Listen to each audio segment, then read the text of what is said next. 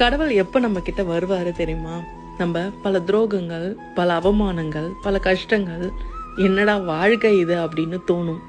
இந்த வாழ்க்கை தேவையில்லை, என்னை ஏன் படைச்ச அப்படின்னு ஒரு கொஷினை போய் நம்ம அவர்கிட்ட கேட்போம். அப்பதான் அவரு, நான் இருக்கேன், நான் உன்னை பார்த்துக்கிறேன் அப்படின்னு சொல்லுவார்.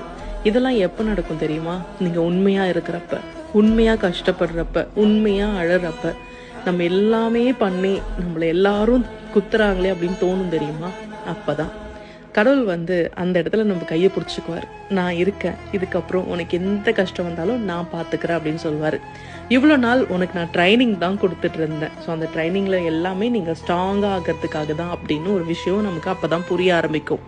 எப்பயுமே கடவுள் நேராலாம் வரமாட்டார், நேராக நம்ம காதில் எதுவும் சொல்லலாம் மாட்டார். ஆனால் சில விஷயங்களை நம்மக்கிட்ட சொல்லணுன்றதுக்காக பல கஷ்டங்களை அனுப்பி வைப்பார். அந்த கஷ்டத்தை எல்லாமே நம்ம தாண்டிட்டோம் அப்படின்னா நமக்கான நல்ல நேரம் பிறந்துருச்சுன்னு அர்த்தம்.